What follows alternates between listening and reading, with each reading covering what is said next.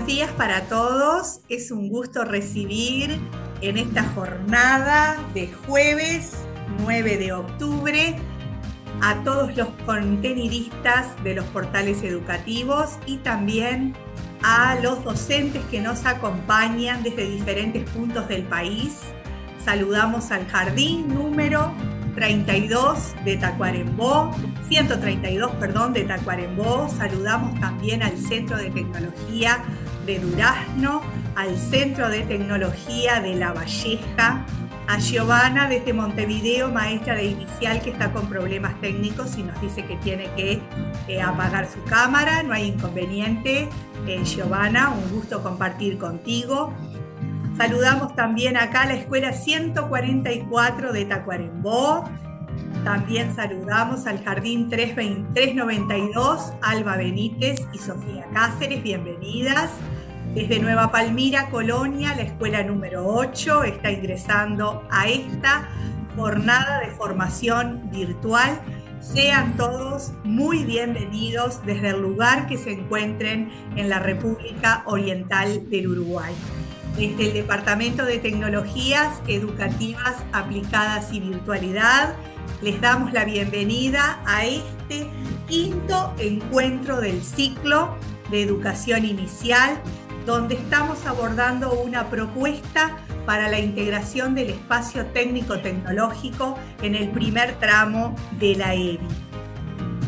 Vamos a comenzar en minutos. Está ingresando allí Silvia González, la directora del Centro de Tecnología de Canelones, con quien compartimos ayer otra formación en el espacio Dínamo, formación en tecnología. Un placer volver a verte por aquí, Silvia.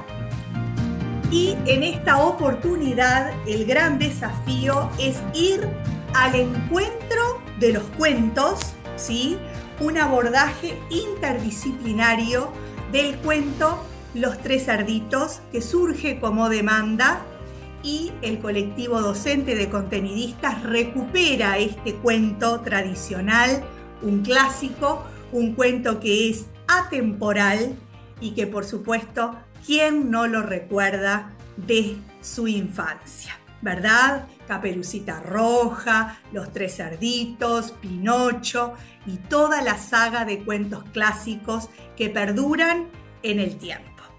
El colectivo docente de contenidistas se desafía permanentemente y ha diseñado esta propuesta didáctica que es el eje vertebrador de esta webinar, que se llama Al encuentro de los cuentos, un abordaje interdisciplinar de los tres cerditos. Contamos ahora en el turno matutino con la presencia que prestigia esta pantalla de la maestra de inicial y primaria y profesora Fiorella Fernández, de la licenciada Carolina Cresci, de la maestra y licenciada Verónica Gainza, de la maestra de educación inicial y primaria Jimena de Freitas, de la maestra y bailarina Natalia Bouzas y del licenciado Esteban Ramírez, responsables de esta creación y también de la ponencia. Y en los controles técnicos, nuestra querida compañera, la maestra Graciela Ollenar. Comenzamos con ellos y a disfrutar de este encuentro que supone un gran desafío. Bueno, buenos días para todos. Estoy conectada al celular, así que estoy media inquieta, pero bueno, espero que todo fluya en este encuentro. Bueno, iniciamos este webinar proponiendo una rutina de pensamiento para introducirnos en la temática que ya encontramos un adelanto en el título de este encuentro, ¿verdad? Pero bueno, de alguna manera la consigna que pensamos dice así: ¿qué veo? ¿Qué pienso? ¿Y qué me pregunto en relación a esta imagen que aparece acá, que fue extraída de un libro publicado hace más de 100 años, déjenme acordar el nombre, Charles Sylvester, que, bueno, de alguna manera evoca, hay una imagen ahí, entonces la idea es que vean, que piensen y que se pregunten sobre esta imagen en un contexto educativo. Tratamos como de enmarcarlo. Así que damos unos minutos. eh, o si alguien también quiere abrir el micrófono, así no quedamos en silencio. ¿Qué ven? ¿Qué se ve? Y se ve capaz una madre con sus hijos. Con sus hijos. Podés Bien, visualizar. bien. De esa madre, qué me pueden decir? De esos El que hijos. estén los cerditos vestidos marca cierta Bien, formalidad también. bien, bien. De la, Y capaz que más de la edad antigua, por cómo están vestidos, cómo están. La imagen misma es como una imagen antigua, del libro antiguo. bien, bien. Bueno, el libro, No es la típica imagen que vemos es de de los tres cerditos ahora. 1922, la imagen. ¿Cómo? De 1922 es la imagen. Y se nota que es del libro antiguo. Bueno, y si lo relacionamos, ¿no? Con esto del cuento, ¿quiénes serán de este cuento? Y los protagonistas. Los protagonistas, los personajes. Vemos ahí la mamá con sus tres hijitos, pero los tres vestiditos iguales. No hay Iguales. diferencia entre ninguno de los tres. Con su enterito, su bolsita, todo el mismo tamaño, diferentes colores, eso sí. Y su mamá también vestida bien de la época, ¿no? Estamos hablando de 100 años atrás, este, toda pitucona, con sus tacones y todo. Y bueno, es la hora de despedirse de los hijitos. De despedirse de los hijitos, ¿no? También nos damos cuenta por lo que tienen en sus bolsitas, ¿no? Sí, como direccionándolos también, como yo Sí, siento que como que los está despidiendo, pero al mismo tiempo los está como queriendo guiar, entre comillas, porque siento como que la postura de ellas como que les está diciendo algo, más bien. allá de que se esté despidiendo. Como que... Ahí en el chat, Fío, una compañera Sí, puso, una Karina. mamá con 3 hijos despidiéndolos para la escuela. Bien, bien. Y en relación a esta historia, bueno, que ya desde el título lo podemos como relacionar, ¿con qué historia lo relacionamos?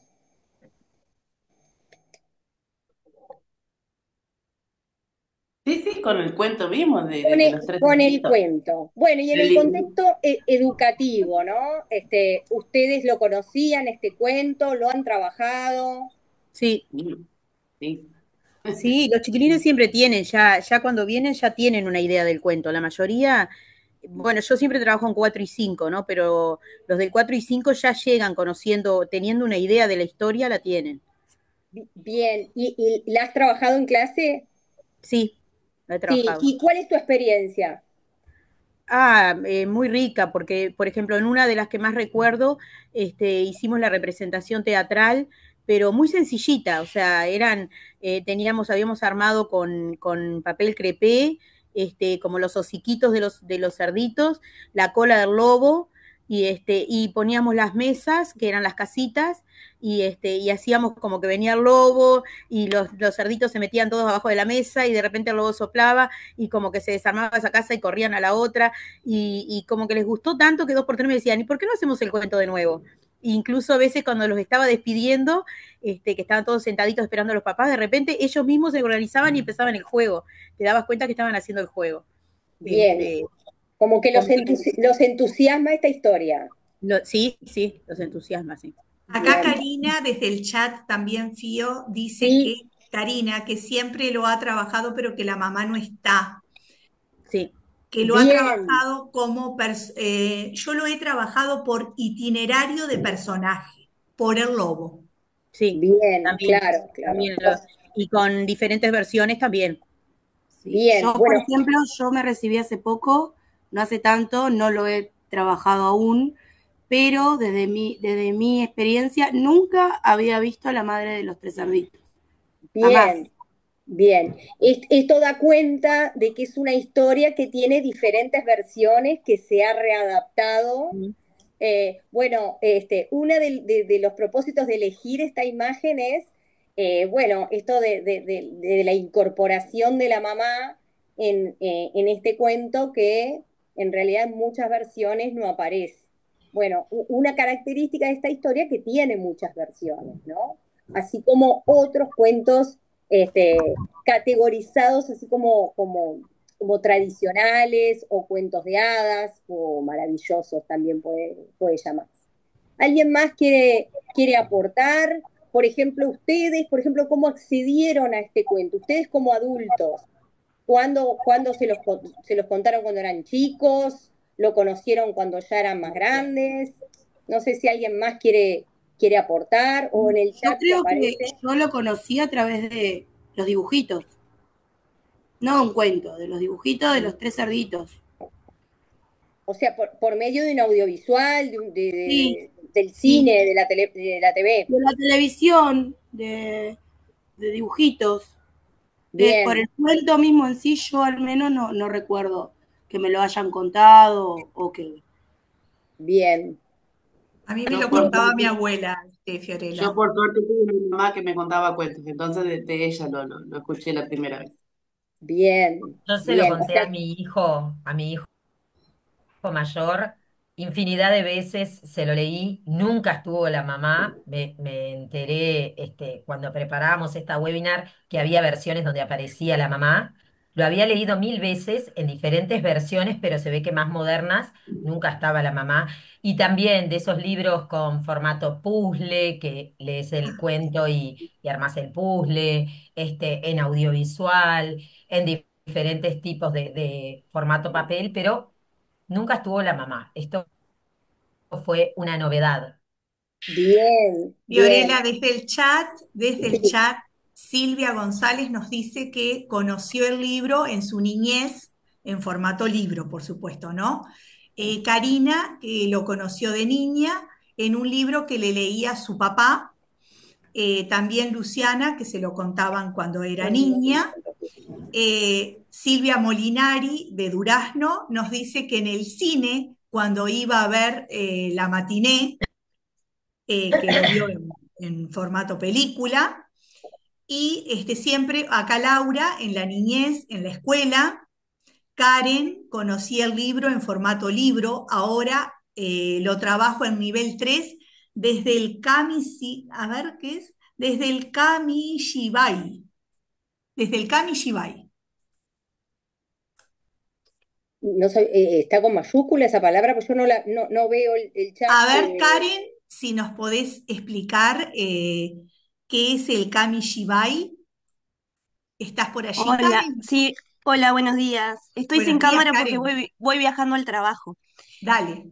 El Kamishibai es un teatro de papel, se llama teatro de papel, viene de origen chino y es un teatro de madera muy chiquito, entra una hoja a cuatro, se van pasando las imágenes y el docente es quien narra la historia y los niños intervienen, por ejemplo, haciendo el sonido, acompañando cuando el lobo sopla las casitas de los cerditos, haciendo onomatopeyas del ruido de las puertas cuando golpea. Y es una manera como de interactuar, lo trabajo mucho desde oralidad y con otros cuentos también. Más que nada a nivel 3 porque siempre llegan con el miedo al lobo. A veces Bien, es muy difícil incorporar el personaje del lobo en nivel 3 porque ellos sienten miedo. Se tiene que abordar desde otro cuento para después empezar a incorporar estos. bien, bien, pero súper interesante El tu aporte, aporte, sí. Karen. Lo vamos a implementar en nuestras consignas, en nuestras propuestas didácticas. Muchas gracias por el aporte. Fiorella, también Sí, acá, mm, Joana y mm, Mariela sí, nos dicen que conocieron el libro de niñas y ahora lo trabajan en las aulas en nivel 4 y 5. Y este año lo abordaron desde el teatro y estamos preparando la obra para presentarla a las familias. ¿Se dan cuenta qué éxito, no? Qué éxito. ¿Alguno que no lo conozca? Vamos a ir por la contraria. ¿Alguno que no conozca la historia de los tres cerditos? No. Y Bueno. estamos con 52 participantes. Bien, bien. Esto nos dice mucho de las historias, de los cuentos estos del tipo tradicionales o cuentos clásicos, ¿no? Acá estamos casi, o sea, casi no, un 100% conoce la historia, ¿no? Esto es todo un indicio de que son historias que tienen una fuerza importante, ¿no? Y que así como estas historias se generaron, que se generaron por tradición oral, así también se siguen transmitiendo, porque seguramente si continuamos esta charla, muchos mamás, muchas abuelas se los narraron sin tener el soporte libro, ¿no? ¿Por qué? Porque son historias que tenemos, que compartimos en el colectivo. ¿Tá?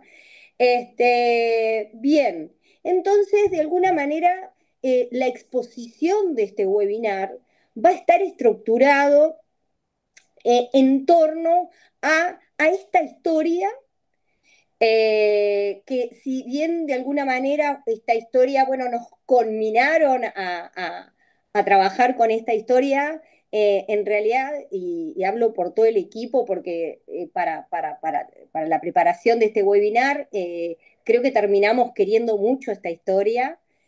Entonces, la propuesta que vamos a presentar, de alguna manera la enmarcamos en esto de la metodología activa, de un aprendizaje basado en proyectos, y planteamos un recorrido interdisciplinario donde se integran dos espacios, el espacio de las ciencias sociales y humanidades y el artístico, y este recorrido, como todo ABP, va a finalizar en una producción final, en este caso en una muestra, ¿tá? En una muestra artística. El plan está sugerido para 3, 4 y 5. La idea es que cada docente pueda adaptar de alguna manera las actividades a las edades correspondientes, pero también a la clase especial que tenga cada una de ustedes.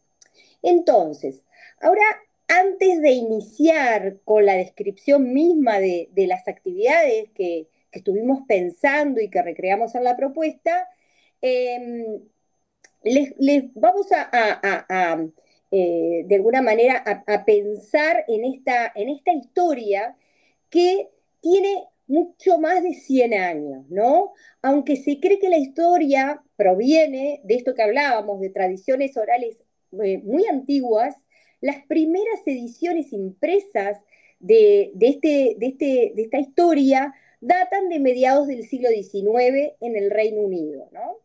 Entonces, contamos con un anticuario y coleccionista de canciones y cuentos de hada ingleses, James Halliwell Phillips, que fue de alguna manera el que publica la primera edición de este cuento, ¿no? En Nursery Rhymes of England. Ahora bien, la historia que posiblemente sea la que nos llegó y la más conocida, aparece en English Fairy Tales, publicada por Joseph Jacobs en 1890. ¿Tá? Este es un escritor que es australiano y crítico literario. ¿Tá?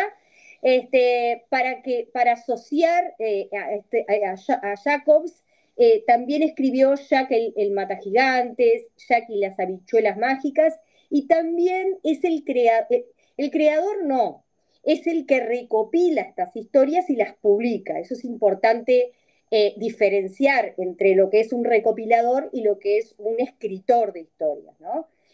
Recopila la historia también de la historia de los tres ositos, la que después va a ser la versión de Ricitos de Oro y los tres ositos, ¿tá? Entonces, esto es interesante, al igual que los hermanos Grimm lo hicieron en Alemania y Perrault lo hizo en Francia, Jacobs lo hace en Inglaterra, ¿no? Porque de alguna manera él quiere que los niños ingleses no lean historias de otras nacionalidades, ¿tá? Entonces, publica este libro. Entonces, bueno, como marco teórico para analizar este cuento clásico, seleccionamos la obra de, que seguramente la conozcan, del psicoanálisis de los cuentos de hadas, del psicoanalista austríaco Bruno Bettelheim. Dicho análisis, esto es importante, se basa en la primera publicación del cuento, en la primera versión del cuento, la de Halliwell. Eh, es importante saber que esta versión se distingue, entre otros elementos, porque los hermanitos menores, en esto de que el lobo sopla y derriba las casas, mueren. ¿Tá? En algunas versiones más recientes, como es la que nosotros compartimos, los dos cerditos pequeños sobreviven, la cual de alguna manera entendemos que despoja el cuento de ese impacto trágico que tiene originalmente. ¿Tá? Ahora es importante que Bettelheim hace el análisis con esa versión. ¿Tá? Esta obra de Bettelheim nos aporta el fundamento para entender esto de los cuentos de hadas, de lo que aportan los cuentos de hadas en la construcción de la psiquis y el crecimiento interno del niño. Bettelheim plantea que la promoción de estos relatos satisfacen y enriquecen al niño, pero además considera que se puede aprender mucho más sobre los problemas internos de los seres humanos, ¿no? Bien, ahí les dejo una cita que seleccionamos, al mismo tiempo que divierte al niño, hablando de los cuentos, ¿no?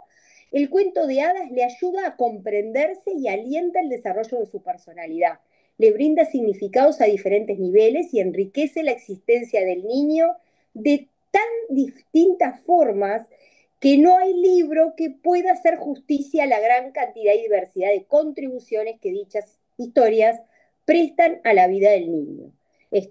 Bien, eh, nosotros de nuestra postura podemos decir que la literatura en general aporta en esta construcción de la personalidad del niño y de la subjetividad del niño.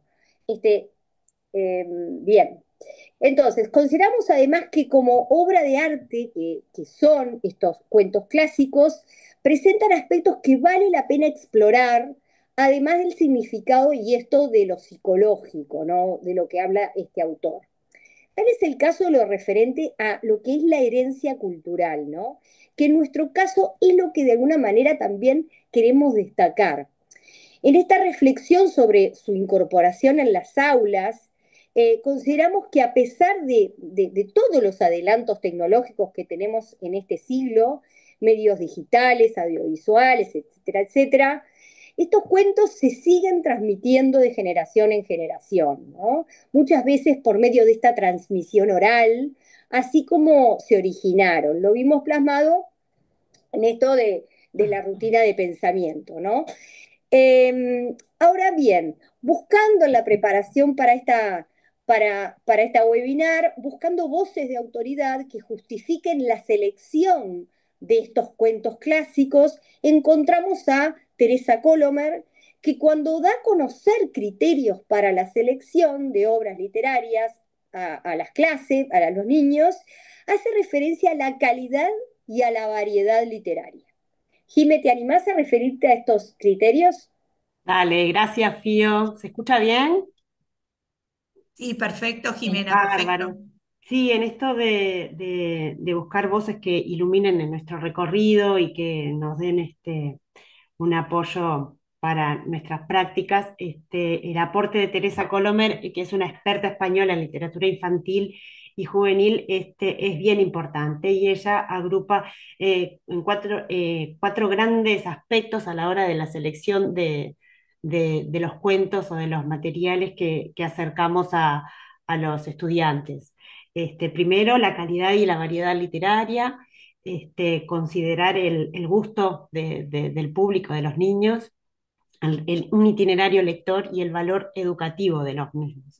En cuanto a la calidad y a la variedad literaria, este criterio evalúa al libro como un producto artístico, cultural, priorizando su valor estético por encima de la función meramente didáctica. Pero es importante no solo tener en cuenta la calidad, sino también esta variedad literaria que le vamos a ofrecer a los niños.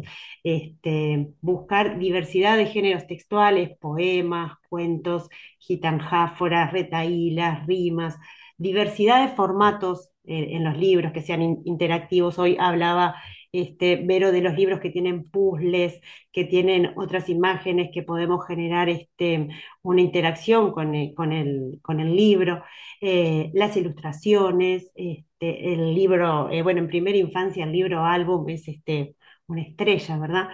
Eh, y también acercarle diversidad de libros en relación a la época en que fueron escritos, ¿no?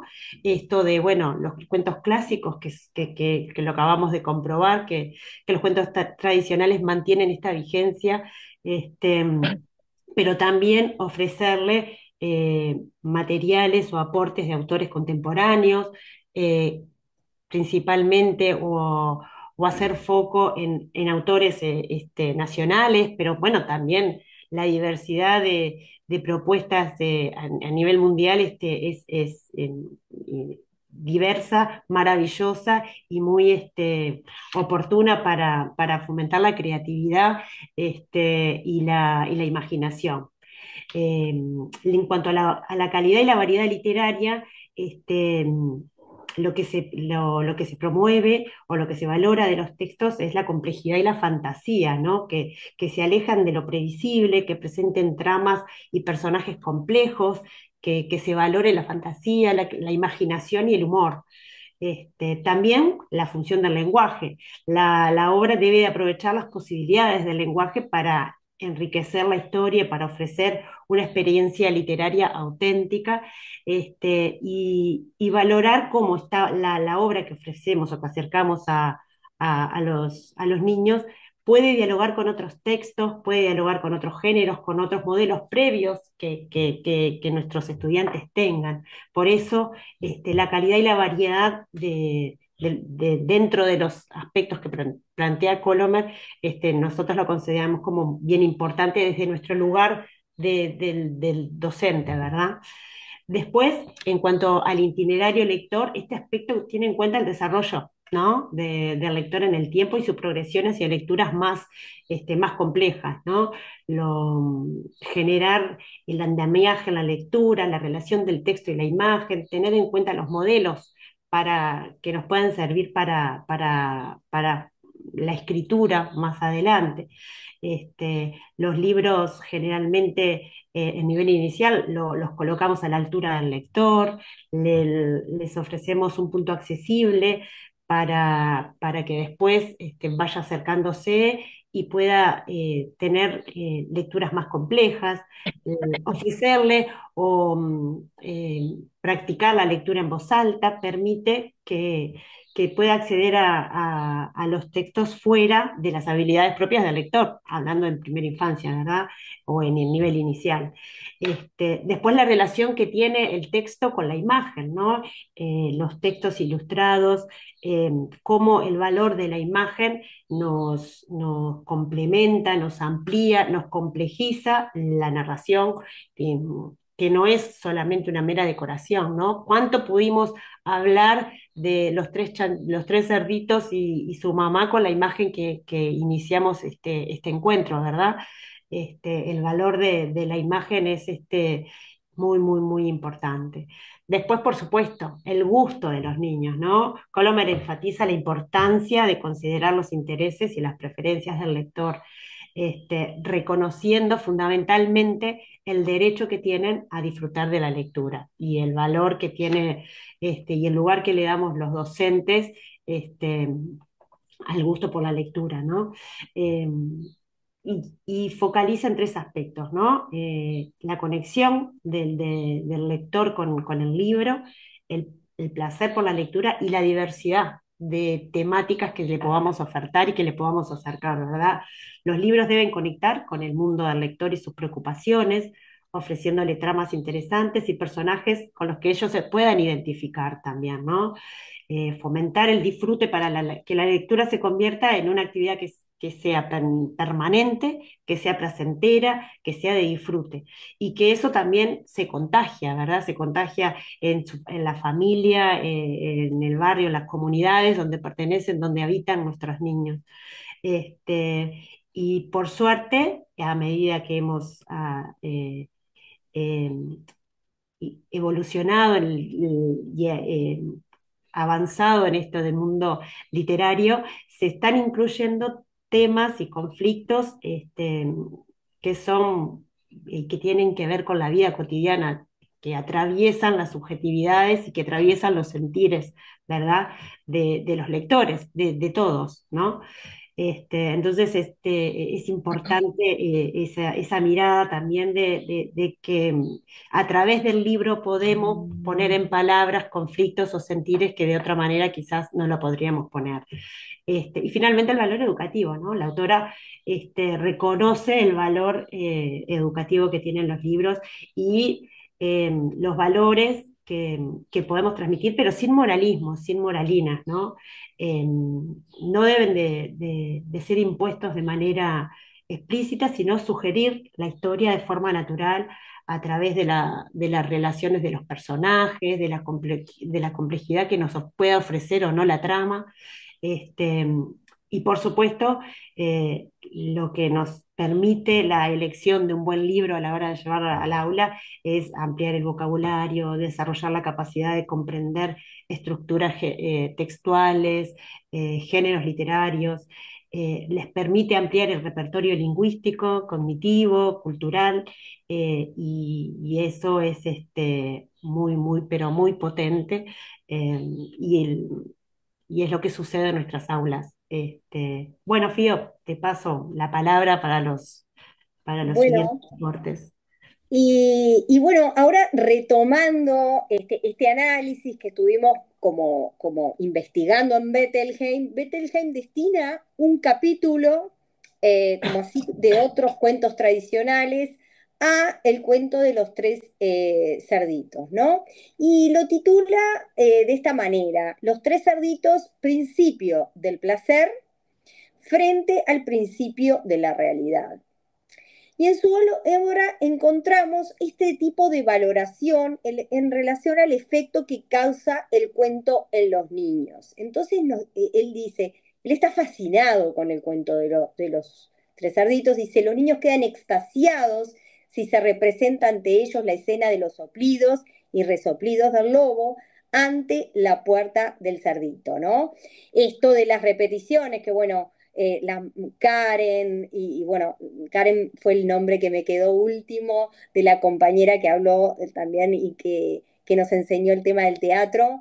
Esto de las repeticiones, constatamos que en los niños pequeños es buenísimo, son sumamente aceptadas e incorporadas por los niños y de alguna manera captan esa expresión y la capitalizan, ¿no? Y después la replican. Bueno, entonces Bettelheim plantea que estos tres cerditos enseñan al niño pequeño de forma agradable que no debemos ser perezosos. De esto trata esto del principio del placer, ¿no? Que no debemos de ser perezosos ni tomamos las cosas a la ligera. Los planes y previsiones inteligentes combinados con el arduo trabajo nos harán vencer incluso a nuestro enemigo más feroz, el lobo. Y más adelante su análisis explica esto del principio del placer y la realidad, ¿no? Como que el principio de la realidad debe prevalecer frente al principio de placer. Ese es el mensaje, ¿no? Esto nos llevó a indagar sobre estos principios que son de origen freudiano, del psicoanálisis, y que de alguna manera describen esta tensión entre el deseo, esta satisfacción bueno, que el ser humano requiere de forma inmediata, y la necesidad de alguna manera de postergarla o modificarla por las exigencias del mundo exterior. Entonces, bueno, plantea Bettelheim que estos principios están implícitos en esta obra y que acuérdense que se basa en la versión inicial donde los hermanitos mueren, dando como esta idea de que como en estos hermanitos chiquitos prevaleció el principio de placer, de alguna manera tienen que morir, ¿no? Mientras que el hermano mayor prevalece este principio de la realidad, ¿no? Al hablar a los niños del cuento, encontramos la satisfacción en el cuento cuando bueno, el lobo recibe su castigo y la astucia de este cerdito mayor, ¿no? Este, bueno, cabe destacar que estos principios están implícitos en otros cuentos, ¿no? Por ejemplo, pusimos alguna imagen del mito de Hércules, donde Hércules de alguna manera es una de las representaciones más claras y profundas de esta relación entre estos principios, y porque de alguna manera él tiene que sublimar su fuerza y su violencia divina, y el placer que le da poder exteriorizar todas estas cuestiones y ponerlas al servicio del orden moral y social, porque, bueno, de alguna manera está en la sociedad, ¿no? Se integra a la sociedad. Acá estaría el principio de la realidad, ¿no? Entonces, estos principios son clave en la literatura, ya que muchas historias giran en torno a esto de la necesidad del niño de posponer la gratificación inmediata y enfrentar las reglas del mundo. Obras como Matilda, Pinocho, ¿Dónde están los monstruos? Bueno, entre muchísimas que hacen referencia a esto. Voy a ir avanzando. Otra de las cuestiones que se planteó en la interna del equipo y que también lo plantea Bettelheim es la diferencia con la fábula, ¿no? Porque si bien, bueno, y acá está hay esto de la tensión entre el principio de la realidad y el principio del placer, que de alguna manera tiene que prevalecer ese principio de placer.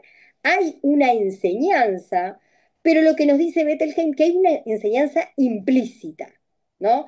En las fábulas siempre hay verdades morales que se explicitan al final del cuento, ¿tá? Entonces, de alguna manera es esta diferencia con el concepto de obra fábula.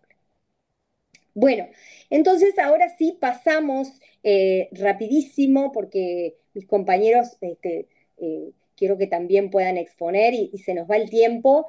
La versión que elegimos fue seleccionado en un formato audiovisual del canal de televisión Paca Paca, enfocado en la audiencia infantil y juvenil. En especial en este audiovisual aparece una escena de una abuela con sus nietos, ahí la tienen en la imagen, representada mediante dibujos que están hablando sobre libros, ¿no? Y en este marco es que la abuela les lee esta historia. Como en otras propuestas, se le sugiere al docente planificar esta actividad de lectura de obras literarias enmarcada en la hora de la escucha de forma tal que el niño ya sepa que ese día, antes del recreo, después del recreo, lunes, martes, miércoles, va a entrar al salón y va a estar intervenido estéticamente, ¿no? De acuerdo a la obra literaria ofrecida, para que se pueda fomentar esto de la imaginación, el disfrute y recrear ya desde antes de ponernos en contacto con la historia en cada uno de ellos, ¿no?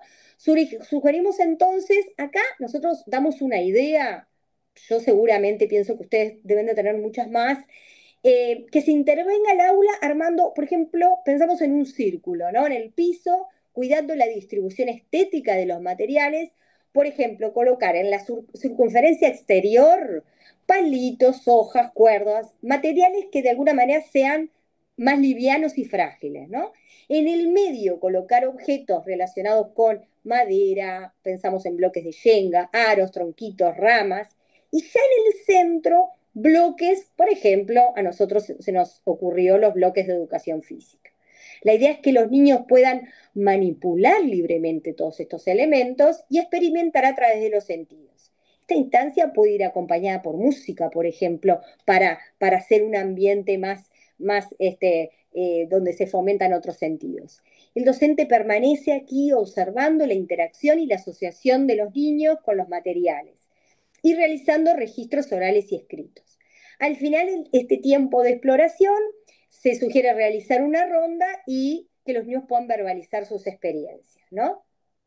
Posteriormente, bueno, se enmarcará momento del cuento y en especial en esta instancia particular, como se trata de un audiovisual de 10 minutos, se le sugiere al docente ir como deteniendo la grabación para hacer distintas intervenciones con los lectores. ¿Por qué hablo de lectores cuando los niños están escuchando? Porque de acuerdo a lo que sugiere Kaufman, recuerden que Kaufman habla de 4 situaciones didácticas para presentar, de alguna manera, para trabajar con las macrohabilidades, y en especial con la lectura y la escritura, y nos dice esto de leer a través del maestro. Si bien acá no es el maestro que es el que va a leer, pero la historia va a estar por intermedio de una voz, ¿no?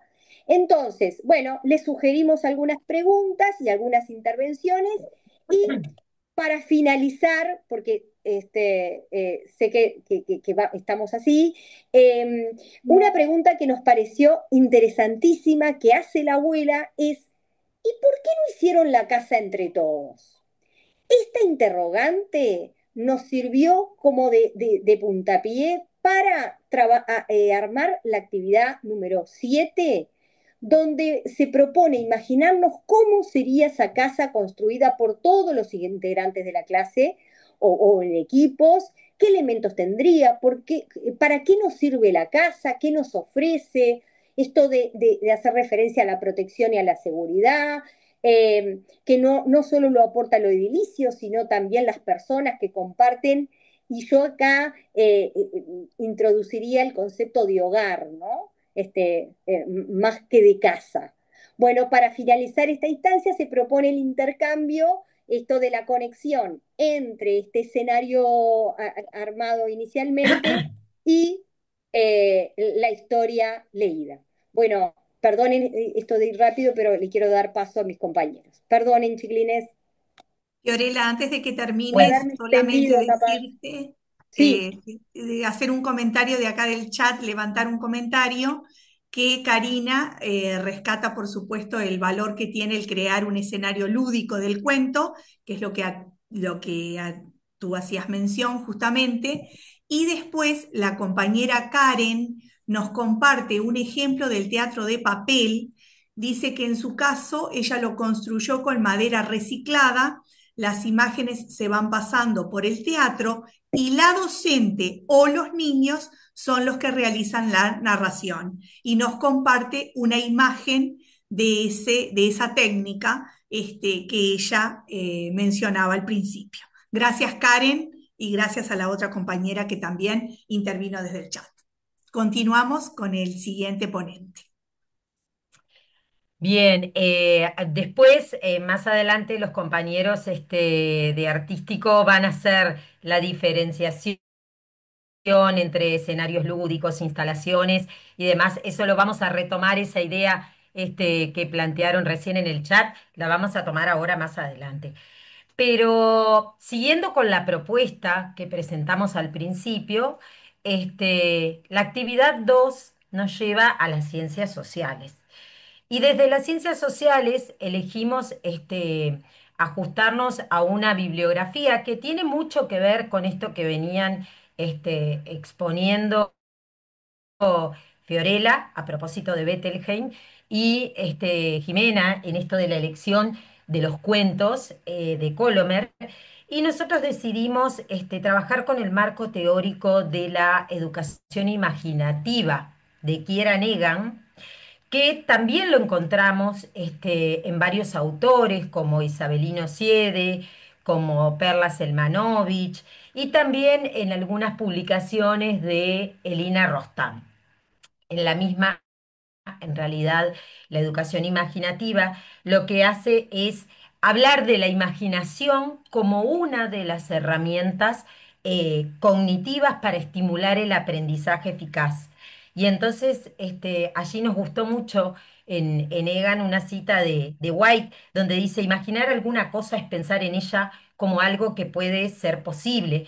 La imaginación vinculada al descubrimiento, a la invención, a la originalidad.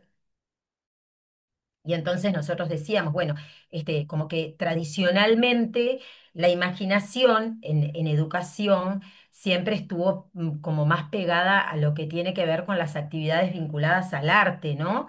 Y como que la razón era la que estaba más dirigida a las materias más académicas.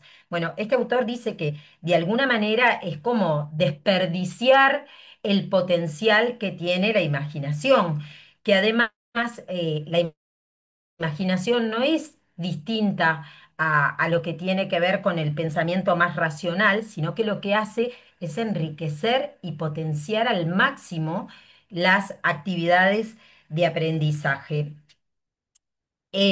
A partir de estas ideas es que la educación imaginativa que propone Egan trabaja con dos herramientas, ¿sí? Herramientas educativas que a nosotros nos parecieron muy apropiadas para trabajar con esto de los cuentos, que son las historias y los relatos y la construcción de los opuestos binarios, ¿sí? O algunos autores lo llaman conflictos emocionales. En lo que tiene que ver con las historias y los relatos, como este que estamos trabajando ahora, estos autores sostienen que le dan forma al conocimiento y que hacen más fácil que sea recordado, haciendo que los conocimientos adquieran un significado. En- Entonces, yo ahora cuando hacíamos la rutina de pensamiento al comienzo, creo que todos los que participamos y pudimos compartir cuando nos habían leído este cuento, cuando lo habíamos escuchado, ¿no? Creo que para todos tiene una carga emocional, una carga afectiva. Justamente Egan lo que dice es que las historias y los relatos, desde la antigüedad, tienen una importancia justamente porque están vinculadas a lo emocional, a generar emociones en los oyentes. Entonces él dice que desde la antigüedad las historias y y los relatos le dieron forma a las diferentes culturas. Por ejemplo, los relatos le decían a las personas cómo tenían que vivir, cómo iban a morir, cuáles eran sus roles en la sociedad. Entonces, estos relatos se convirtieron en una forma de socialización de los jóvenes y de las nuevas generaciones a través de los tiempos. Estos relatos que se iban transmitiendo de generación en generación y muchas veces en un principio de forma oral. Ahora, estas historias, estos relatos, tienen un componente afectivo que hace que nos quede como más prendido su significado. Este autor dice, una historia no termina cuando se nos dice y fueron felices y comieron perdices, sino cuando sabemos cómo nos sentimos con relación a los hechos que conforman esa historia. El valor educativo justamente que tienen las historias es la de poder asociar aquello que es afectivo, que nos compromete con las emociones, con esto nuevo que estamos aprendiendo. De alguna manera, él dice, junto con esta cita que elegimos de Bartlett, cómo las emociones, de alguna manera, que generan estas historias, de alguna manera sostienen y contribuyen el recuerdo del conocimiento, cómo podemos volver a evocar un conocimiento a través de lo que nos quedó de esa historia. Esto es lo que tiene que ver con relatos e historias, pero Egan apunta a otra herramienta cognitiva potente, que aparece también en las historias, en los relatos y en los cuentos, que son los opuestos binarios. Entonces, él nos dice que si pensamos, por ejemplo, en cuentos tradicionales, como este que estamos trabajando hoy, de los tres cerditos, el de Cenicienta, el de Hansel y Gretel, él dice que las culturas orales descubrieron que para hacer que el conocimiento pudiera ser recordado y fijado en la mente de quienes lo escuchaban, se valieron de una herramienta que son las oposiciones binarias abstractas y con una carga emocional. ¿Qué son estos opuestos binarios? Bueno, los opuestos binarios, de alguna manera, son aquellos que le generan a quien lo escucha un sentido para poder comprender el mundo, ¿sí? Para poder comprender lo que ocurre en el mundo. ¿Cómo? En base a opuestos, hay autores como Levi Strauss, por ejemplo, que lo llama pareja de contrastes y dice que para él estas parejas de contrastes o opuestos binarios de alguna manera permiten conocer y ordenar el mundo que nos rodea. ¿Cuáles son estos opuestos binarios? Bueno, tenemos varios y muchos aparecen en los cuentos tradicionales: peligro, seguridad, bueno o malo, valentía, cobardía, esperanza, desesperación. Estos opuestos binarios que aparecen de forma abstracta en la estructura de las historias son los que generan de alguna manera esta fascinación por los cuentos tradicionales. Estos opuestos binarios tienen dos características esenciales y uno de ellos tiene que ver con esto que decíamos hoy, y es que están cargados de una emotividad, de una emocionalidad, por decirlo de alguna manera, que hacen que se fijen los conocimientos que sean recordados. Y lo otro es que están conformados, están construidos de alguna manera por concepciones, por conceptos abstractos, ¿sí? Porque imagínense que bueno, malo, valentía, cobardía, en realidad son eh, conceptos muy abstractos, que sin embargo los niños van adquiriendo, por ejemplo, a través de los cuentos. Si vemos en la diapositiva siguiente, decíamos, bueno, pero en realidad esto rompe con muchos mitos, ¿no? Con esto de que siempre hemos creído que el niño aprende de lo simple a lo complejo, de lo concreto a lo abstracto, de lo conocido a lo desconocido. Egan dice, bueno, sin embargo, los niños pueden acceder a mundos, a historias, y más hoy en el siglo XXI, cuando la televisión y los medios audiovisuales nos permiten conocer más allá de lo que tenemos cercano. Bueno, ¿qué es lo cercano y qué es lo lejano? En este paradigma, bueno, Egan dice, bueno, lo cercano y lo lejano no toma en cuenta cómo la fantasía, la imaginación y la forma de pensamiento narrativo pueden servir como instrumentos cognitivos para poder aprender en contextos reales de aprendizaje. Por eso es que nos pareció que justamente era una buena fundamentación para el trabajo con cuentos tradicionales. Nosotros en esta actividad número uno planteamos una actividad donde los niños van a trabajar con el docente esto de los opuestos binarios. Egan dice que no hace falta explicitar ni decirle a los niños que son opuestos binarios, que son construcciones que se van haciendo, pero por ejemplo en el cuento de los tres cerditos aparecen claramente la fragilidad y la seguridad, el miedo y la tranquilidad, la holgazanería y la laboriosidad, ¿sí? Entonces, podemos de alguna manera, a través de preguntas guía que planteamos en la actividad número 2, el docente puede ir trabajando con los niños, bueno, con qué materiales estaban construidas las casas, si a los tres les llevó el mismo tiempo construirlas, qué ocurrió en el cuento con cada una de ellas, cuál fue la más difícil de derribar y por qué. ¿Qué imaginas que habrá sentido? O sea, nos metemos también en las emociones del oyente. ¿Qué imaginan ustedes? ¿Cómo se habrán sentido esos cerditos cuando derribaron su casa?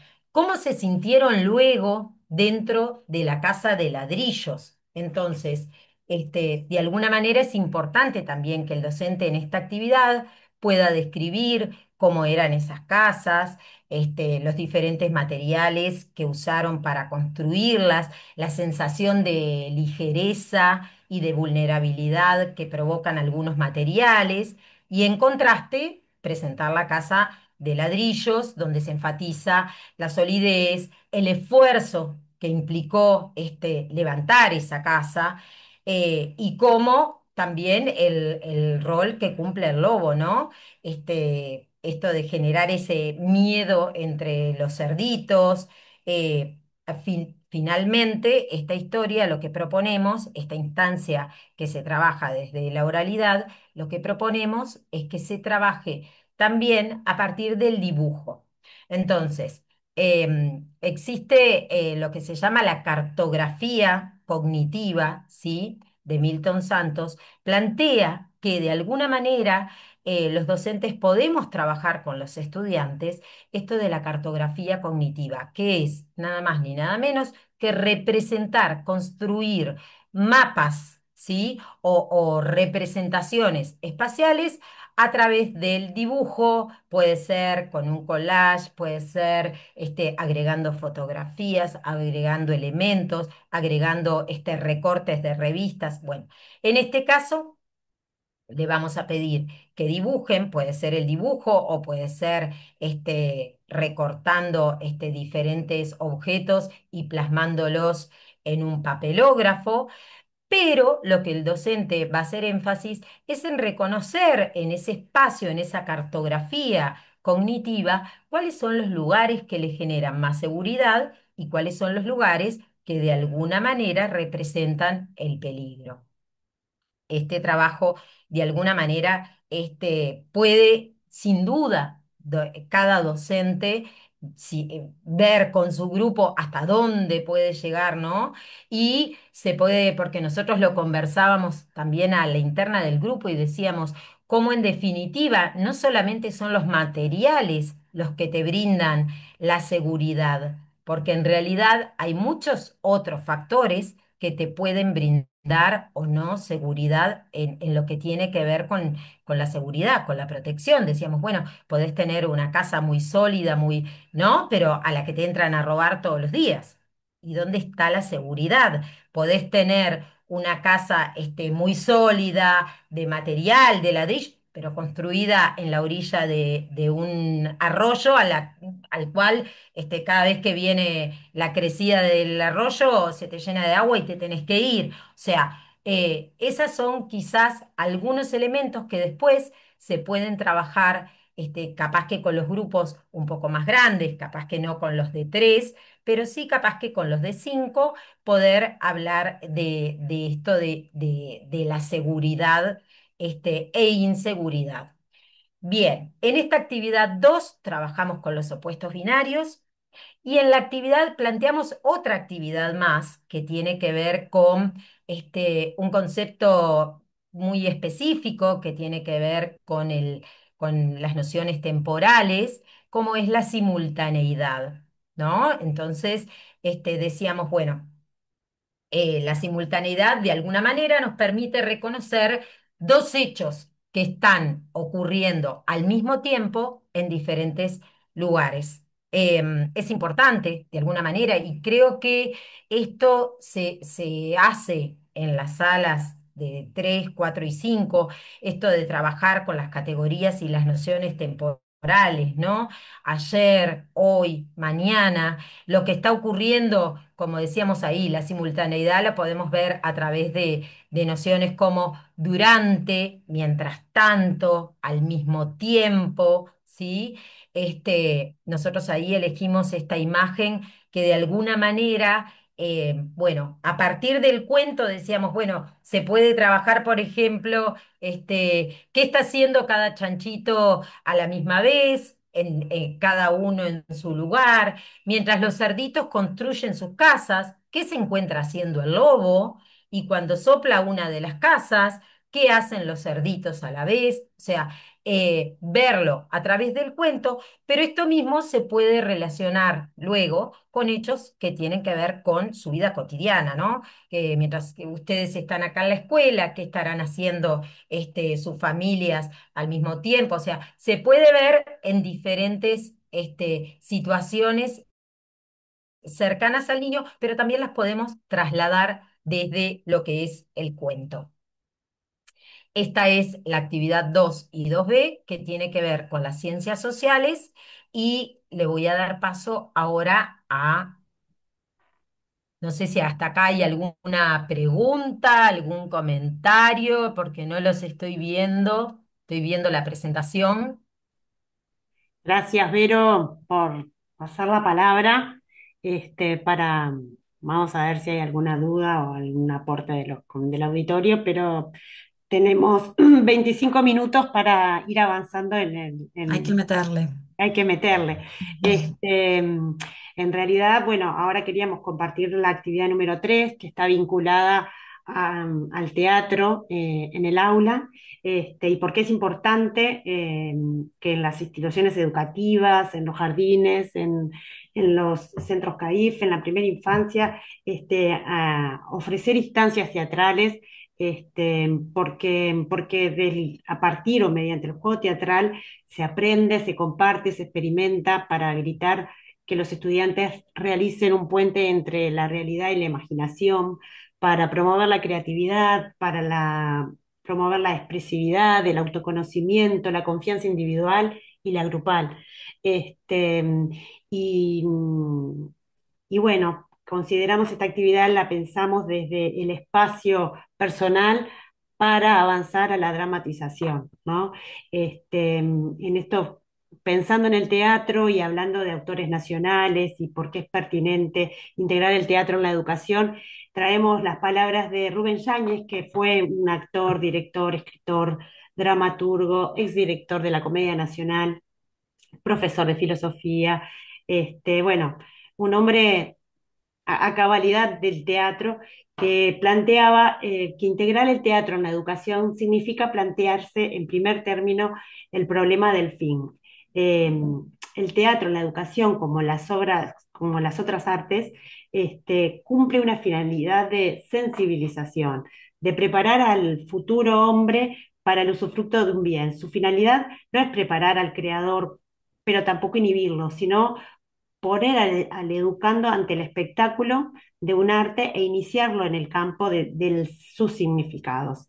Es decir, una actitud de base que comprenda como posibilidad ocasionalmente al creador, pero también y siempre al gustador. Entonces, estar como en los dos lugares, en los dos espacios, creando y también disfrutando y contemplando la obra de arte, ¿no? La actividad 3 la pensamos eh, para la parte más emocionante del cuento, ¿no? En el momento de la construcción de las casas y el soplido del lobo, ¿no? Para ir desarrollando esa conciencia espacial y esa expresión dramática. Este, mm, toda etapa en el taller de teatro tiene una etapa inicial de caldeamiento, ¿no? Después el juego corporal, el juego dramático, el juego teatral en sí mismo y después un cierre o un caldeamiento, ¿verdad?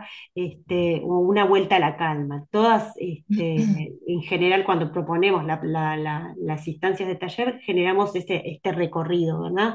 Eh, el caldeamiento lo que tiene son actividades que nos permiten prepararnos física y mentalmente para esa actividad teatral, que incluye los juegos de activación, juegos de respiración, de estiramientos, juegos rompehielo que permiten despertar el cuerpo, la mente, el sentir, y irnos preparando para el juego corporal, que son estos ejercicios que nos permiten explorar y usar el cuerpo, haciendo foco en la expresión corporal, en el movimiento, en la mímica, en la exploración del espacio y la conciencia del propio cuerpo. Después está el juego dramático, ¿verdad? Que implica o que tiene como objetivo principal actividades que fomentan la imaginación y la creación de personajes o de situaciones, donde se impulsa y se promueve esta imaginación y esta creatividad y esta capacidad de construir estas historias, estos juegos de roles, estas improvisaciones que estimulan el pensamiento crítico, la resolución de los problemas, el ponerse en el lugar del otro.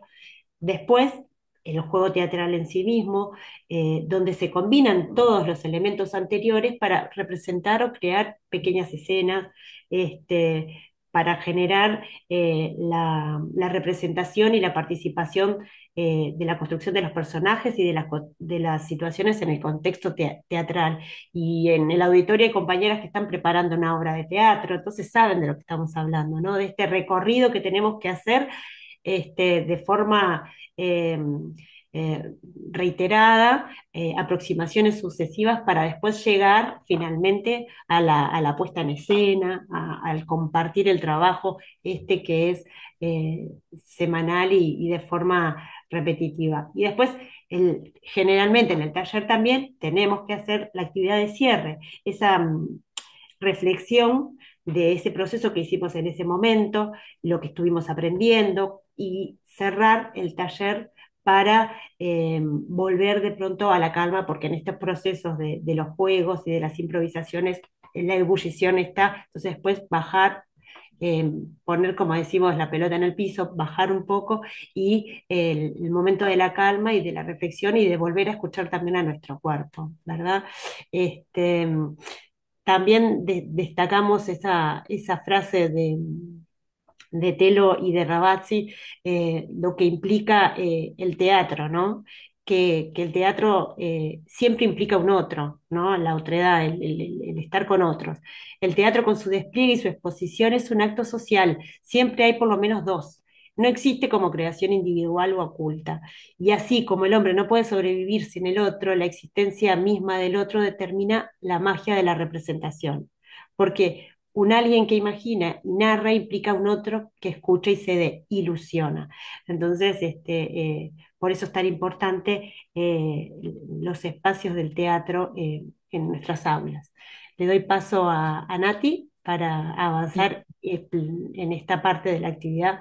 Bueno, yo quería hablar un poquito de las dimensiones espaciales que están presentes, este concepto de espacio, este macroconcepto de espacio, que está presente muy fuertemente en esta propuesta, no solo en la parte de teatro, sino en todas ustedes cuando recorran la propuesta que va a quedar publicada, van a ver que en todas las propuestas el espacio y el cuerpo en relación al espacio está muy presente. Agradezco a la compañera que contó la historia, la actividad que estuvo haciendo con sus alumnos, esta actividad que se repetía, porque bueno, la repetición es súper importante para estas edades, ¿verdad? De que los niños se escondían abajo de las mesas, que exploraban el espacio del mobiliario de otra manera. Eso es muy importante para darle cuerpo, ¿verdad?, a nuestras clases. Yo quería traer un poquito a Débora Kalmar, la hija de Patricia Stokove, que probablemente la conozcan, precursora de la expresión corporal en el Río de la Plata, fue la que de alguna manera sistematizó, y bueno, y el teatro toma muchas cosas de la expresión corporal, ¿verdad? Entonces, antes de entrar a una dramatización, ¿sí? Está bueno poder vivenciar estas dimensiones espaciales de manera más libre, sin tanto libreto o narrativa, ¿verdad? Que hay que, bueno, vamos a representar, salir un poquito de la representación, ¿verdad? Para ir un poco al cuerpo, ¿sí? Entonces, ella habla de el recorrido del espacio personal, que es el espacio que está hacia adentro de mi piel, ¿verdad? Vendría a ser mi cuerpo mismo, ¿verdad? Poder reconocerse, ¿sí? Hacer consignas sencillas de movimientos corporales, ¿verdad? Ahí en la propuesta están explicitadas, pero seguramente a ustedes se les van a ocurrir otras. Después lo que sería el espacio parcial, que es el espacio que recorre la burbuja de movimiento, ¿sí? Es todo lo que está a mis alrededores sin desplazarme del espacio. Después está el espacio total, que comprende a las demás, a las que hablamos recién, el espacio parcial y personal que está, por ejemplo, explicitada en la propuesta de ciencias sociales, de geografía, ¿verdad? Todo lo que tiene que ver con recorridos, trayectos, ¿verdad? Curvos, rectos. Está bueno la utilización de instrumentos que den un ritmo para hacer esos recorridos, ¿verdad? Todo lo que tiene que ver con niveles en el espacio, nivel bajo, desplazamientos reptando nivel medio, nivel alto, ¿verdad? De cuántas maneras hay para trasladarnos en el espacio. Eso está bueno trabajarlo antes y trabajar también mucho el tema de la imitación entre ellos. ¿Qué se les ocurre? ¿Qué movimiento se les ocurre? Y, ay, vamos a ver cómo lo podemos hacer como lo hace el compañero, ¿verdad? Y bueno, y ahí van surgiendo infinidades de interpretaciones. Porque lo bueno de esto también no es solo representar, sino interpretar, ¿sí? Buscar la interpretación corporal y el movimiento propio. Eso es lo que nos trae Patricia Stokoe, ¿verdad? Em, Después ese sería el espacio escénico, que eso lo trabajamos mucho, sobre todo los maestros, cuando vamos a mostrar, ¿verdad? Que vienen los padres, vamos a hacer una clase abierta, bueno, en fin, o mismo la fiesta de fin de año. El espacio escénico puede ser trabajado como un juego durante todo el transcurso del año, ¿verdad? Siempre puede haber compañeros que miran y compañeros que ejecutan, ¿verdad? Entonces ahí ya se genera un espacio escénico, ¿sí? Y puede ser en cualquier lugar de la escuela. Eso está bueno también, utilizar los rincones, los diferentes lugares, el patio, el pasillo, la escalera, todo puede ser un espacio escénico, ¿sí? Y bueno, y después tendríamos el espacio social, que es cuando comienzan a aparecer los grupitos, cuando les pedimos que hagan construcciones en equipo, ¿verdad? La interacción con el otro, los pares, los tríos, ¿verdad? Eh, y finalmente, acá faltaría el espacio físico, que lo voy a agregar después que tiene que ver con la exploración de justamente los objetos que tenemos allí. Es importante, ahora los compañeros van a ampliar de visuales sobre el tema de los objetos, la utilización de objetos, pero cómo puedo ocupar esos espacios y habitar esos objetos, transitar esos objetos de diferentes maneras. ¿Ve? Como trajo la compañera, una mesa no es solo para apoyar cosas, sino que puede ser para meterme adentro, para desplazar una sábana y hacer de eso una carpita, una casita, ¿verdad?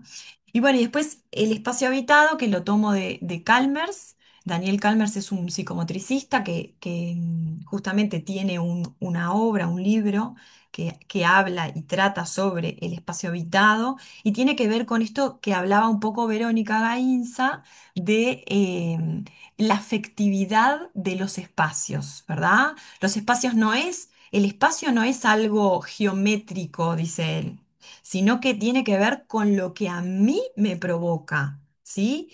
El espacio tiene un componente siempre afectivo.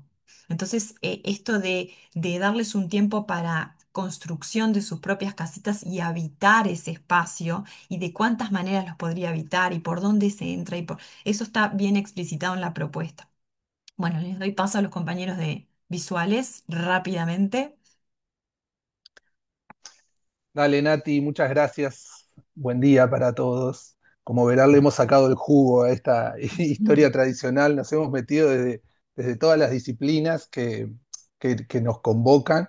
Y bueno, en nuestro caso, el abordaje que pensamos, que es desde las artes visuales, era de poder establecer los vínculos que existen entre el lenguaje artístico de la instalación en el arte contemporáneo con las instalaciones en los entornos de aprendizaje que nosotros realizamos como docentes, ¿no? Entonces la idea, después, la actividad en realidad está en la propuesta colgada. Lo que a mí me interesaba era tratar de entender cómo la educación va a tomar las características principales del lenguaje de la instalación y las va a traducir para el trabajo en el aula. Entonces, yo lo que pensaba era como proponer brevemente, repasar cuáles son las características de la instalación en el arte tradicional y hacer un paralelismo con las instalaciones que nosotros hacemos en el aula, y después con Caro, que es la compañera con la que trabajamos en artes visuales, ella va a hacer más bien como una clasificación acerca de los diferentes tipos de instalación que nosotros podemos realizar para trabajar una historia como esta en nuestras clases. Bueno, lo primero que podemos decir es que la instalación como lenguaje artístico nace en el siglo pasado, a mediados del siglo pasado, y se enmarca dentro de lo que en el arte se conoce como el arte conceptual. ¿Esto qué quiere decir? El arte conceptual es una corriente donde las ideas, los conceptos están por encima de los objetos, o sea, de los objetos obras de arte, ¿no? De los objetos artísticos. Es una corriente que no le va a interesar tanto los cánones de belleza tradicionales, sino que más bien va a ir por el terreno de las ideas y cómo podemos representar esas ideas a través de los objetos, o a veces incluso sin que exista un objeto, como en el caso de la performance, que también es otra corriente del arte conceptual.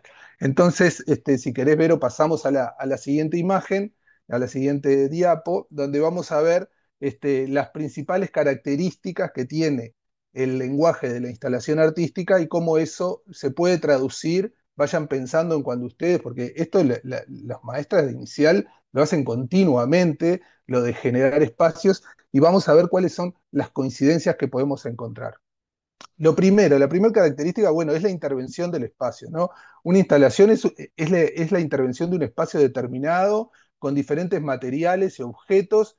A menudo es esto que decía Nati, ¿no? Objetos sacados de su contexto. Esto es muy común en el arte contemporáneo, de descontextualizar los objetos. O sea que un objeto no es literal solamente, sino que uno lo puede tomar para decir otras cosas. Entonces es importante para el arte de la instalación esto de utilizar los objetos en un espacio, pero también descontextualizarlo de su uso común o cotidiano.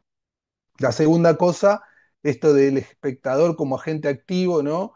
Fundamentalmente en una instalación es como un acontecimiento estético de experiencia, ¿sí? El espectador no solamente es un observador, sino que recorre un espacio, a veces incluso interviene con los objetos que hay allí, y eso hace que a veces se transforme la propia obra a partir del recorrido que los espectadores hacemos cuando vamos a una instalación.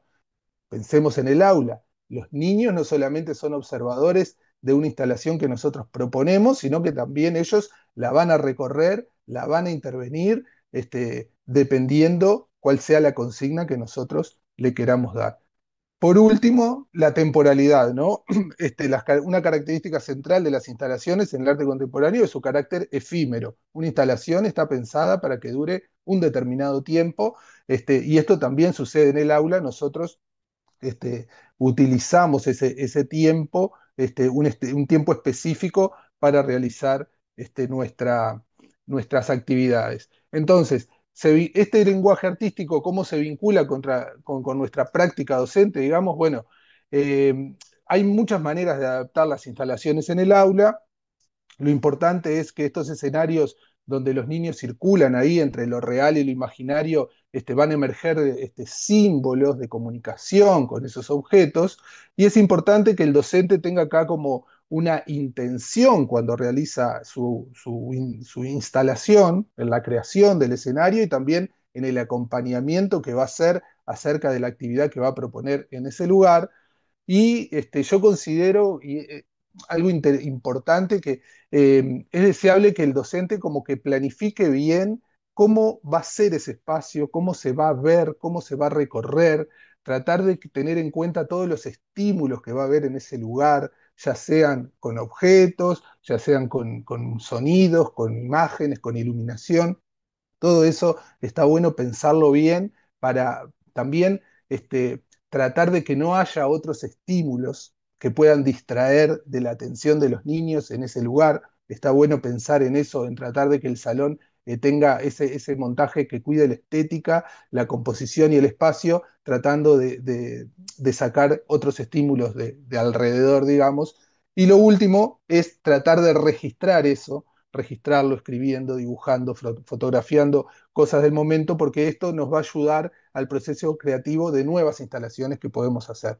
Como está pensado esto como una ABP, que no, un proyecto que no tiene por qué ser, puede ser un proyecto anual, puede ser un proyecto institucional, es importante los registros para después, cuando uno intente hacer la muestra de ese proyecto. Así que los dejo con Caro, que ahora que se va a meter un poquito más con las diferentes tipos de instalaciones. Bueno, muy buenos días para todos. Voy a tratar de ser breve porque estamos muy a contrarreloj. Bueno, a raíz de lo que estaba diciendo recién mi compañero, nosotros estuvimos viendo, bueno, qué posibles clasificaciones podemos hacer en relación a estos espacios y escenarios lúdicos que todos sabemos que las docentes de inicial trabajan mucho en el aula, es una práctica bastante recurrente en el aula. Entonces, bueno, como definición de lo que son estos espacios y escenarios, tomamos a Origlio, que él lo presenta, ellos, pues son varios autores, lo presentan como un espacio para la acción-transformación del niño, ¿no? Esto que decía también Esteban de tratar de establecer una relación con lo que son las instalaciones, ¿no? Estas características que decía recién el compañero. Si nosotros tuvimos que clasificar de alguna manera qué posibilidades tiene el docente a la hora de proponer a las infancias determinados espacios o determinadas intervenciones en los espacios del aula o del centro educativo, viendo varios autores, nosotros veíamos esta posible clasificación, ¿no? Están los espacios, que ahí si querés ver o si te vas parando arriba va haciendo una breve definición de lo que es cada uno. Los espacios son más de índole abstracto, ¿sí? Lo que buscan es justamente la exploración del niño, que en general tienen que ver con una temática, que tiene que ver muchas veces con la luz, por ejemplo. Ahora sí, si querés darle clic, aparecen unas imágenes que ilustran un poco a lo que nos referimos cuando hablamos con espacios.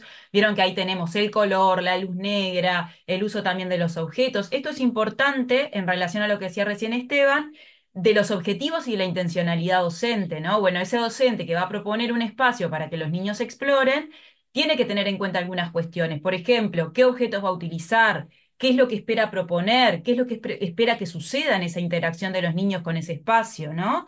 El tema de los recursos que va a utilizar, cómo los va a disponer en ese espacio, qué funcionalidad van a tener esos distintos elementos, son todos aspectos importantes a tener en cuenta a la hora de proponer ese espacio. Después vamos a la siguiente, que hablábamos ahí, por ejemplo, de las instalaciones de juego. Acá proponemos la teoría de Javier Abad y de Ángeles Ruiz, que tiene que ver con el juego simbólico y relacional. Estos autores son muy específicos en su teoría, era una de las cosas que nosotros veíamos. Si querés hacerle clic, Vero ahí. Ellos proponen una forma de disponer los elementos, el cuadrado, el círculo, el espiral, el triángulo, la estrella, el cruce, y ciertos elementos determinados, que tienen que ser elementos no concretos, es decir, que disparen diferentes asociaciones simbólicas. Ellos se basan en eso, en el juego simbólico y relacional.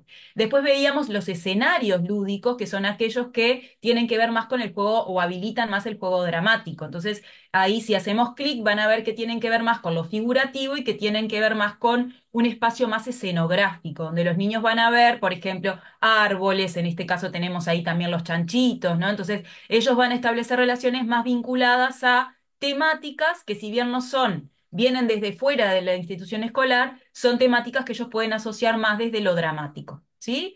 Y finalmente tenemos los minimundos, que serían, habilitan lo sensorial, pero a pequeña escala. Es lo que nosotros decíamos, por ejemplo, pequeñas maquetas, ¿no? Entonces, si hacemos clic ahí, podemos ver cómo el docente ahí lo que propuso fue algo en pequeñas dimensiones. Entonces, permite otro tipo de asociaciones y otro tipo de experiencias al niño diferentes a esto de recorrer un espacio más amplio. En relación a la propuesta que nosotros hicimos con los compañeros, hacemos una propuesta desde dos lugares. Del espacio como recurso educativo, entonces esto de proponer un espacio lo propone el docente para que el niño recorra y transforme, y también el espacio como elemento de producción del propio niño, ¿sí? Entonces, la idea es otorgar materiales y que ellos sean los que desarrollan esa intervención del espacio. Entonces ahí trabajamos la competencia sensoperceptiva y esto de cómo intervenir, cómo transformar, cómo vincularme desde el cuerpo, como decía Nati recién, con respecto a ese espacio que tengo que habitar.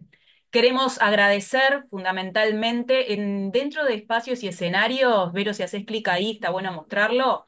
Hay una propuesta que nos hicieron llegar arriba en el título.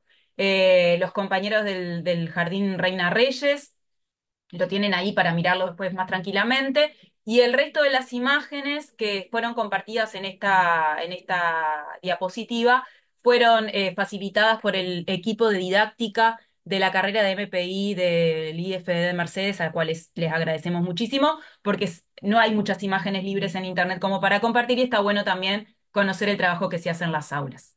Bueno, por acá nuestra intervención. Muchísimas gracias. Bien, bueno, ya casi llegando al final del tiempo y de todo, pero no menos importante, lo mencionó Natalia cuando trabajó con el teatro. Desde las ciencias sociales, también específicamente desde la geografía, nos pareció que esta propuesta, partiendo del cuento de los tres cerditos, permitía también trabajar con el espacio. Entonces decíamos, esta propuesta que se llama Juego con pistas en el espacio total, eh, lo que pudimos fue establecer, ¿no? Como un vínculo, una relación con lo que trabaja Hanon a propósito de el espacio vivido, el espacio percibido y el espacio concebido, ¿no? En su bibliografía de El niño conquista el medio, de alguna manera se analizan estos tres espacios y a partir de una propuesta que comienza con un juego de estatuas, ¿sí? Donde utilizan sonidos, van a ver que en esa propuesta se trabaja desde la geografía, vamos a trabajar todo lo que son recorridos, desplazamientos, referencias por ejemplo, de dónde están cada una de las casas, pero dónde está cada uno en relación, la referencia de cada uno en relación a determinado punto.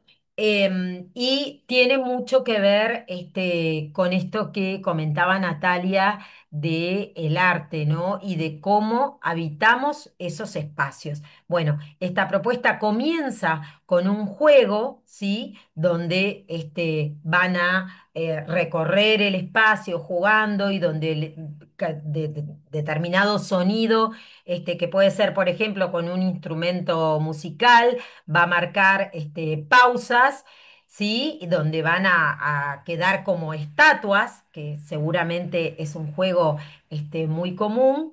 Y bueno, en esos recorridos vamos a continuar, vamos a tomar, nosotros proponemos en la actividad que se tomen también las construcciones que se habían realizado de las casitas para marcar algunos recorridos y desplazamientos que el maestro podrá trabajar después oportunamente. Vamos a ir a la diapositiva siguiente. Nosotros decíamos, bueno, desde el espacio lo que podemos trabajar es la orientación en el espacio, los puntos de referencia, localización y relaciones espaciales, desplazamientos dirigidos y trayectorias.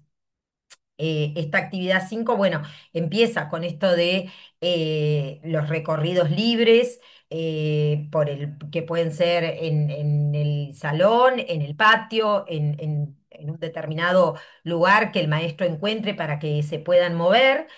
Tenemos también los puntos de referencia que pueden ser, nosotros ahí en la actividad número 5 lo que proponemos es que puedan hacer algunas actividades en relación a las casitas.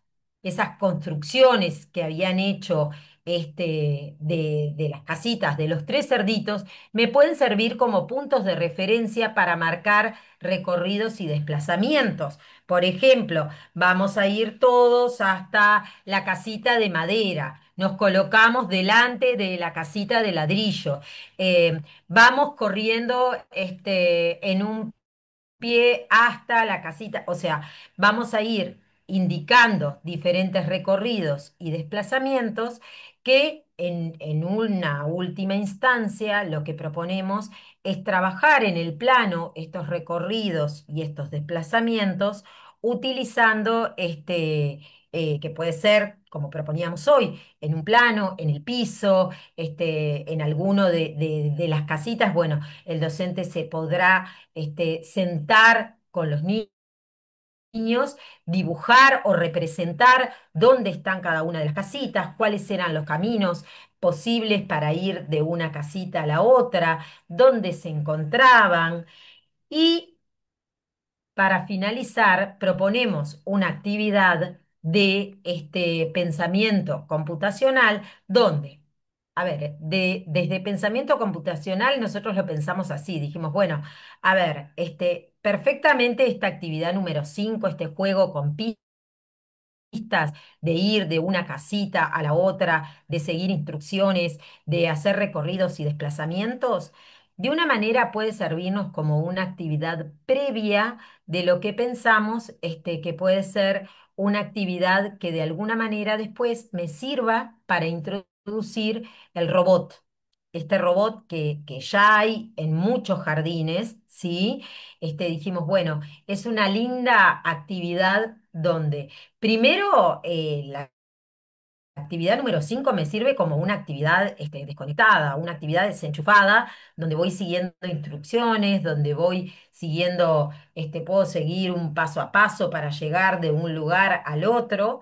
Y luego, en la actividad 6 lo que planteamos es una actividad donde se introduce el uso de este robot que de alguna manera tiene la posibilidad de que se le agreguen marcadores y esos recorridos, esos desplazamientos puedan proyectarse en un papel. Nosotros ahí diseñamos una imagen donde los niños están de alguna manera recorriendo con con el robot al cual hay que darle las instrucciones, ¿no? El robot se mueve hacia adelante, hacia atrás, hacia la izquierda y hacia la derecha. Y decíamos, bueno, se le pueden poner marcadores de diferentes colores e ir viendo cuáles son esos recorridos y esos desplazamientos en el espacio. Eh, Finalmente, llegamos a la actividad de cierre, ¿sí? De esta propuesta. Fío, ¿se acuerdan que Fío nos había dejado una pregunta cuando empezó? Dijo, bueno, la abuela le pregunta a los tres cerditos, ¿y por qué no hacemos una casa? ¿Por Claro, qué no hicieron una casa entre todos? ¿por qué no hicieron la casa entre todos? Entonces, bueno, me parece que está interesantísima incorporar esta pregunta porque de alguna manera trabaja esto de lo colaborativo. ¿Por qué no juntar fuerzas entre todos e ideas? Y entonces van a ver que si ustedes entran en la propuesta, está descripta, no les queremos sacar más tiempo, pero de alguna manera esta actividad cierra y va a ser de alguna manera las producciones que se vayan a mostrar, donde va a estar la creatividad también del niño en esto de armar, construir esta casa.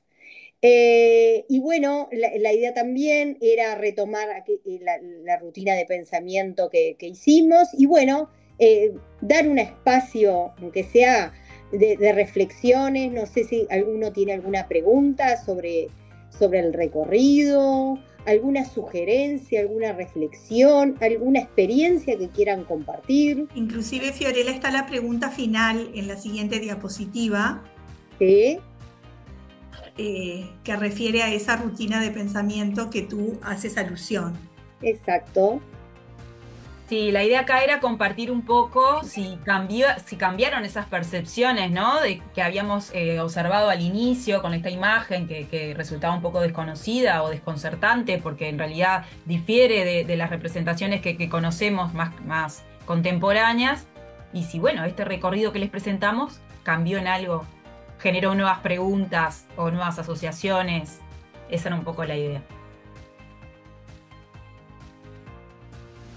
Y aportar algunas ideas que tuvimos porque todo este recorrido estuvo basado en una propuesta educativa. A nosotros se nos ocurrieron ideas para las actividades, pero seguramente también ustedes pueden desde ahí explorar otras actividades y con otras ideas como esto que surgió al principio del teatro de papel, que está buenísimo, como para incluir también en un proyecto de estas características. Bueno, quizás ahora yo pienso que lleva a cambiar la mirada de cómo posicionarnos ante el cuento.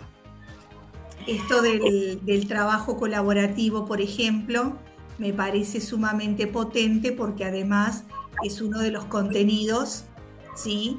Que se trabajan en este primer tramo de la EBI.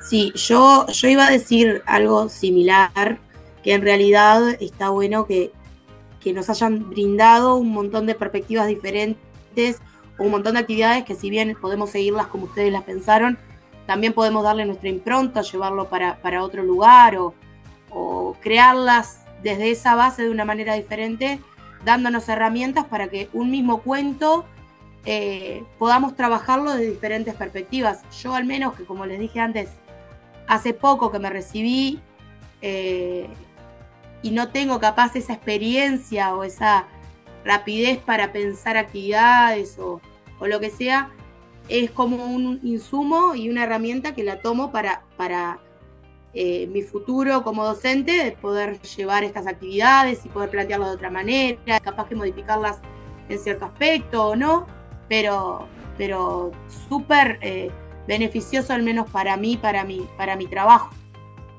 Esto que estás diciendo es re importante, porque nosotros siempre cuando hacemos los webinars planteamos esto, de que en realidad nosotros hacemos una propuesta, pero después es el docente el que puede modificar, cambiar, tomar una parte, digo, eso después tiene que ver con la intervención docente y es re importante.